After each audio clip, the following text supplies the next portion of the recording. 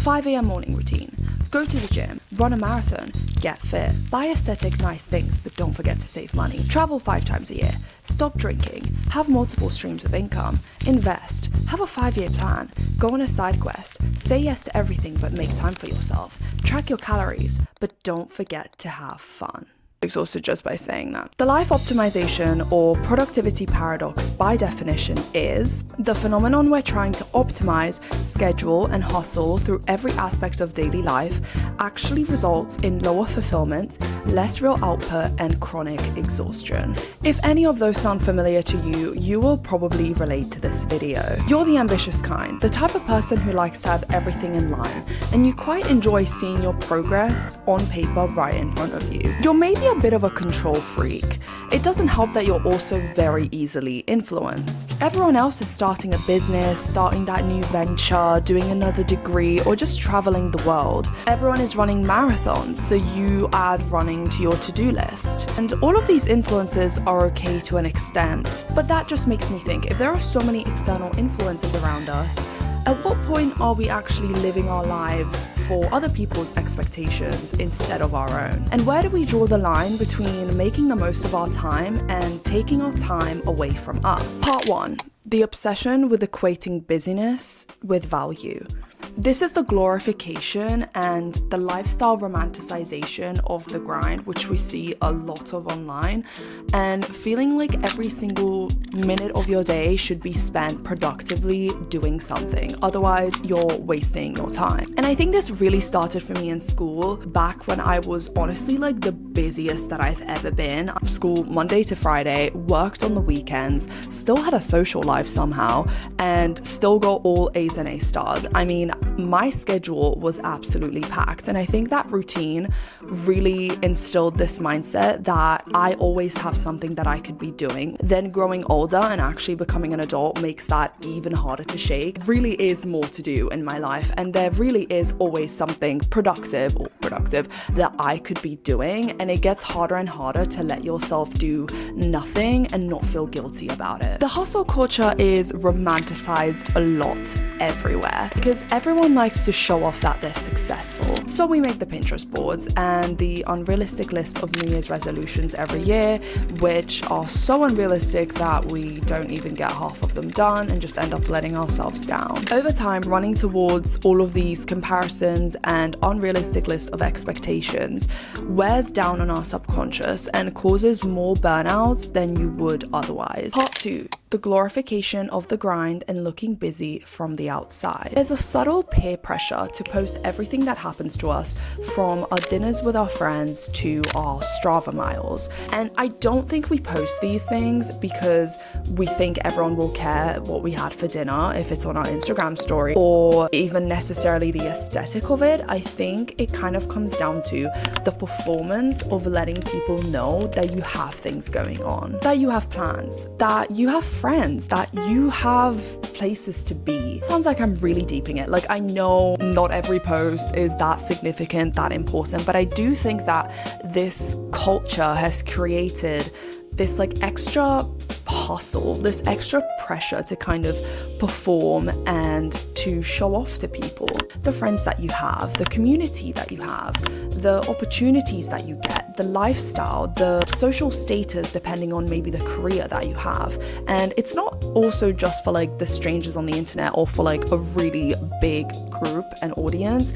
It could just be for your school, your community, your friends, your acquaintances who directly follow you. Keeping your calendar full, having things to talk about, coming off in a certain way, to have lore, if you will, for like the next time that you go out and socialize, so that you have stories to tell. And I think the magnification of these things and the sort of emphasis on it adds more insecurities and FOMO for when you see them online and you kind of feel like everyone is having more fun than you. Part 3. The digital fatigue of tracking your every move. This is the mental stress and indecision caused by having to track too many stats about your life and the over-analysis of your schedules, tracking apps, and progress. We literally cannot go a day without seeing life optimization promotions and ads. From the Oura rings to the Whoop tracking bracelet watch thingies and the AI calorie apps. Like, it's literally everywhere and it's exhausting. We are just expected to know so much information about ourselves at all times. The fact that we're meant to know how many steps we walked every single day, how many hours we slept, how many calories we burnt, how many calories we ate, how high our stress levels were. Like, we've lost the plot. Companies just found the easiest way to get everyone to buy their product because it will optimize your health, and everyone cares about their health, obviously. For example, I have diagnosed, tracked, and medicated insomnia. I have for years, and I am actually the right target demographic for something like sleep tracking. Like, that's a very useful tool that there's nothing wrong with it. It's the fact that it is marketed on a more mass scale, because obviously then the company will make more money, and it's made out to be something that every single person should use to optimize their sleep cycle. Like, yes, sleep is very important, but then tell me why certified psychiatrists have literally told me to not track my sleep. Sleep fluctuates, weight fluctuates, and realistically, you will know if you genuinely have a problem in any of those areas where you need to seek help from a professional. This also obviously goes into sort of the beauty optimization ads as well, which is a slightly different category, but I can't not talk about it because this is so irritating to be seeing everywhere. The fact that brands are making up problems for you to have and for them to solve with an overpriced product like cellulite creams. Literally just marketing and companies making a shitload of money on creating insecurities for people to have. And don't even get me started on strawberry skin. What the fuck is strawberry skin? I literally, and I'm not making this up, the other day I saw an Instagram post of this celebrity and the top comment said, "Seeing her, whoever it was, have strawberry skin healed something in me." It's almost as if you're both human. Like, what is... We've completely lost the plot, and honestly, at this point, so have I, so let's wrap this up. In the beginning, my question was, at what point are we just living for society's expectations instead of ours, and where do we draw the line between making the most of your time and taking your time away from you? I know some of the things that I said may not seem relevant for like productivity and how you spend your time in particular, because like the calorie tracking apps, for example, they do kind of take 2 minutes to do. Like, it doesn't take a lot of time necessarily, but it does take mental load.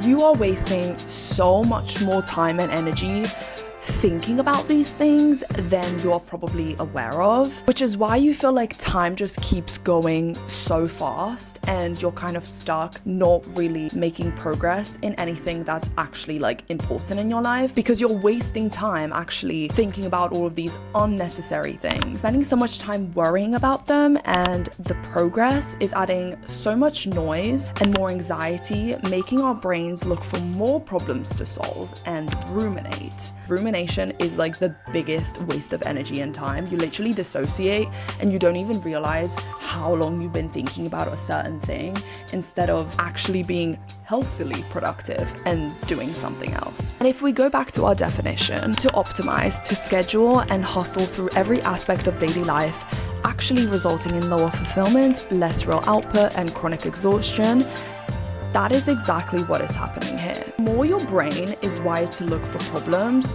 the more problems it is going to find, and the more depressed you are going to become. It's as simple as that. What's the quote?